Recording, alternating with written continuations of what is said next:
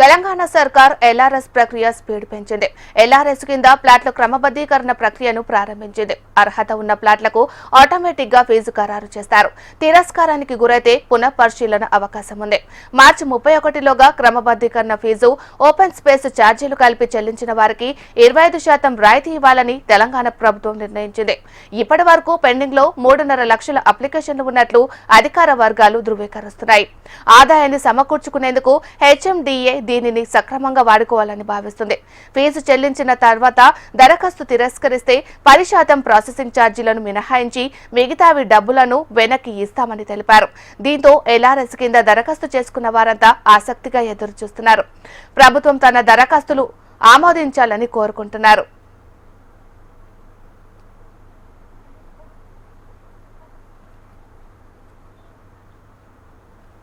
LRS దరఖాస్తుదారుల్లో అనేక సందేహాలు నెలకొన్నాయి.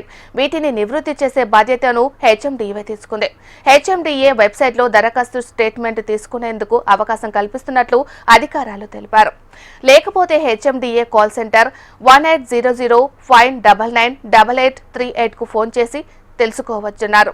అర్హులైన దరఖాస్తుదారులు ఈ నెల 31 లోపు ఫీజు చెల్లిస్తే 10 రోజుల్లోనే దరఖాస్తును ప్రాసెస్ చేస్తామని తెలిపారు. ఎల్ఆర్ఎస్ స్కీమ్లో భాగంగా ఆక్రమణలే లేఅవుట్లు రెగ్యులేట్ చేయడం ద్వారా భారీగా ఆదాయాన్ని సమకూర్చుకోవచ్చని భావించిన గత ప్రభుత్వం ప్రకటన చేసింది. దీంతో హెచ్ఎండిఏ పరిధిలోని 7 జిల్లాల్లో 1337 అక్రమ లేఅవుట్లు క్రమబద్ధీకరించాలన్నట్లు లక్షల సంఖ్యలో దరఖాస్తు చేసుకున్నారు. ఈ మొత్తం లేఅవుట్లలో 3.20 లక్షల ప్లాట్లు ఉన్నాయి. శంకర్పల్లి జోన్ 1లో 52,048, జోన్ 2 పరిధిలో 52,046, శంషాబాద్ పరిధిలో 87,040, గట్కేసర్లో 1,18,542, మేడ్చల్ 1లో 2,073, మేడ్చల్ 2లో 9,678 దరఖాస్తులు ఉన్నాయి. ఎల్ఆర్ఎస్ స్కీమ్ కింద వచ్చిన 1,00,000 దరఖాస్తుల పరిశీలన పూర్తి చేసిన అధికారులు అనుమతులు ఇచ్చేందుకు సిద్ధమయ్యారు. దరఖాస్తుదారులు ₹1,000 ఫీజు చెల్లించి ఆన్లైన్ ద్వారా దరఖాస్తు చేసుకోగా ఆ డబ్బులే 32 కోట్ల రూపాయలుగా వచ్చాయి. 25% రాయితీలో వీటిని రెగ్యులరైజేషన్ చేసుకోవడం ద్వారా మరో 1,000 కోట్ల రూపాయలకు పైగా ఆదాయం సమకూరుతుందని హెచ్ఎండిఏ భావిస్తుంది. అయితే ప్రభుత్వం ఇచ్చిన నిధులన్నింటినీ ఖచ్చితంగా పాటించాలని కోరింది. నిబంధనలు పాటించిన వారికి రెగ్యులరైజేషన్ అవుతుందని ప్రభుత్వం భరోసా ఇస్తుంది.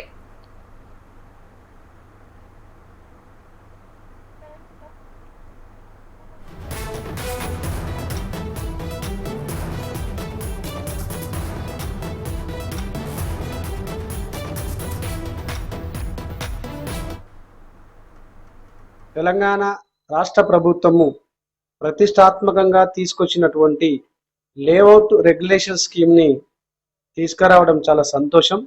దీన్ని తెలంగాణ రియల్ ఎస్టేట్ అసోసియేషన్ హర్షం వ్యక్తం చేస్తుంది.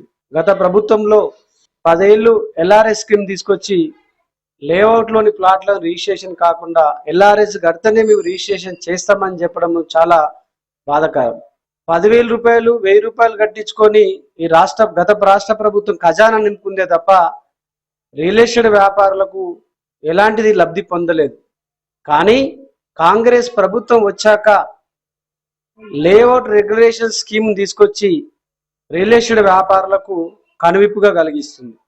1 టైం సెటిల్మెంట్ చేసుకోవడము ఇటు రాష్ట్ర ప్రభుత్వానికే కానీ రియల్ ఎస్టేట్ వ్యాపారులకు కూడా చాలా లాభదాయకంగా ఉంటుంది.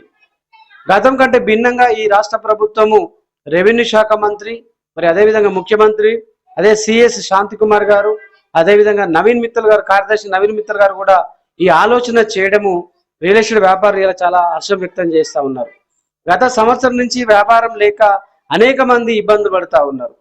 లేఅవుట్లు అంటే ప్లాట్ కొన్న వారికి అది ఎల్ఆర్ఎస్ ఉందా, ఎల్ఆర్ఎస్ కట్టిరా, టోకన్ కట్టిరా, ఎల్ఆర్ఎస్ ఉంటేనే ప్లాట్లు కొనేటువంటి పరిస్థితుల నేపథ్యంలో ఇలా 1 టైం తీసుకురావడం, 1 టైం సెటిల్మెంట్ అని తీసుకురావడము నిజంగా ఇలా రాష్ట్ర వ్యాప్తంగా ఉన్నటువంటి రియల్ ఎస్టేట్ వ్యాపారులు రాష్ట్ర ప్రభుత్వానికి కృతజ్ఞత చెప్తా ఉన్నారు. మరోవైపు ప్రభుత్వం ప్రకటించిన గైడ్లైన్స్ ప్రకారం మే లేఅవుట్లను క్రమబద్దీకరిస్తామని అధికారులు చెబుతున్నారు. 2020 ఆగస్టు 26వ తేదీకి ముందు వేసిన అక్రమ లేఅవుట్లలో ప్లాట్లు కొని ఉండి దరఖాస్తు చేసుకున్న వారు అర్హులుంటారు. అలాగే ప్రతి అనధికార లేఅవుట్లలో 10% ఫ్లాట్లు విక్రయించి ఉంటేనే మిగిలిన ప్లాట్లను రెగ్యులరైజ్ చేస్తామని అంటున్నారు.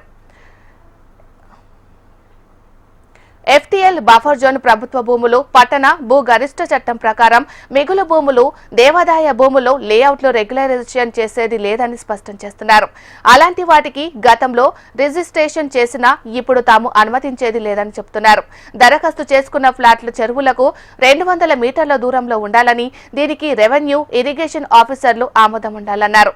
ఈ నిబంధనలు అన్ని పక్కాగా ఫాలో అయిన వారు మార్చి 31వ తేదీలోపు 25% డిస్కౌంట్తో ఫీజు చెల్లించాలనేది. ఒకవేళ LRS దరఖాస్తు రిజెక్ట్ అయితే 90% ఫీజు తిరిగి చెల్లిస్తామన్నారు.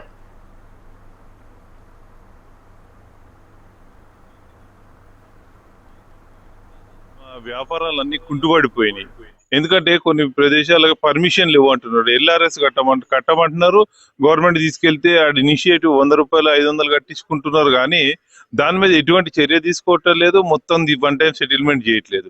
ఇప్పుడు ఈ ప్రభుత్వం వచ్చినాక LRS వన్ టైం సెటిల్మెంట్ చేసుకోమంటుంది. చేసుకుంటే మాలాంటి వాళ్ళకి ఎంతో మందికి కూడా మధ్యతరగతి వాళ్ళకి రియల్ ఎస్టేట్ వ్యాపారం మీద బతికేట వాళ్ళకి ఎంతో ఉపయోగం ఉంటుంది. మాతో పాటు కొన్న యజమానులకు కూడా. ఎందుకంటే ఏ మున్సిపల్ ఆఫీస్ పోయి పర్మిషన్ తెచ్చుకోవాలన్నా, ఏ గ్రామ పంచాయతీ పోయి పర్మిషన్ తెచ్చుకోవాలంటే LRS ఉందా అని అడుగుతున్నారు. కాబట్టి ఈ వన్ టైం సెటిల్మెంట్ అత్యంత హర్షణీయము, స్వాగతించదగ్గదండి. ఇప్పుడు ఎందుకంటే అందరికి కూడా బాగుంటది. ఇక్కడ పోయిన పర్మిషన్లు తొందరగా వస్తాయి. దాంతో పాటు తొందరగా వచ్చేతో పాటు నగరం కూడా అభివృద్ధి చెందుతూ ఉంటది. ఇప్పుడు పర్మిషన్లు వస్తే బిల్డింగ్లు కడతారు. బిల్డింగ్లు కడితే అన్ని రకాల వాళ్ళకి ఉపాధి అనేది ఏర్పడుతుంది. ఇప్పుడు బిల్డింగ్ కట్టుకునే వాళ్ళకి కానీ, స్టీల్ కానీ, సిమెంట్ కానీ, కూలోళ్ళకి కానీ, నానా రకాల అందరికి కూడా ఈ LRS స్కీమ్ అనేది చాలా మందికి కూడా జీవనోపాధి ఇస్తుంది అని చెప్పి మా యొక్క నమ్మకం అండి. రాష్ట్రంలో లేఅవుట్ రెగ్యులరైజేషన్ కు దరఖాస్తు చేసిన ప్లాట్లలో 10 లక్షల వరకు చెరువులు ప్రభుత్వ భూముల్లోనే ఉన్నట్లు అధికారిక లెక్కలు చెబుతున్నాయి. రాష్ట్ర వ్యాప్తంగా LRS కోసం మొత్తం 25 లక్షల అప్లికేషన్లు వచ్చాయి. ఇందులో 40% పైగా ప్లాట్లు ఇలా చెరువు శిఖాలు ప్రభుత్వ భూముల్లోనే ఉన్నట్లు అధికారుల పరిశీలనలో తేలింది.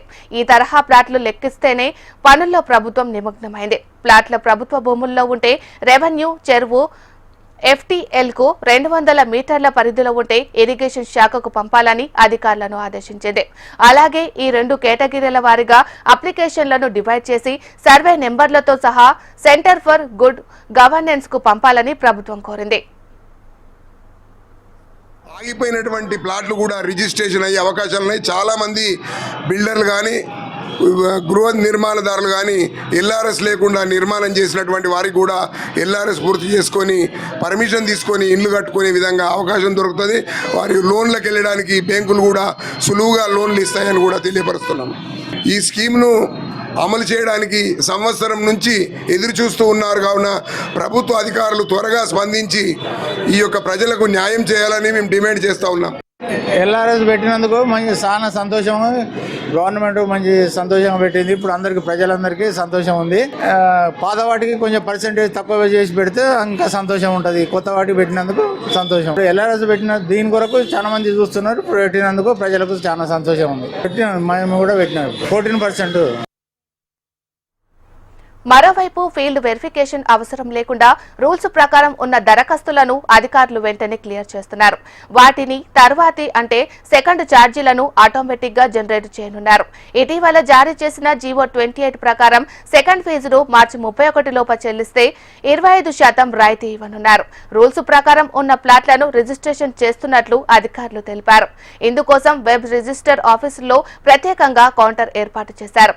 మున్సిపాలిటీలో మొత్తం 14,56,762 అప్లికేషన్లు ఉండగా ప్రభుత్వ ఉత్తర్వులకు ముందు 4.80 లక్షల అప్లికేషన్లు క్లియర్ అయ్యాయి. గత 5 రోజుల్లో 20,000 అప్లికేషన్లు క్లియర్ అయ్యాయని మున్సిపల్ అధికారులు చెబుతున్నారు.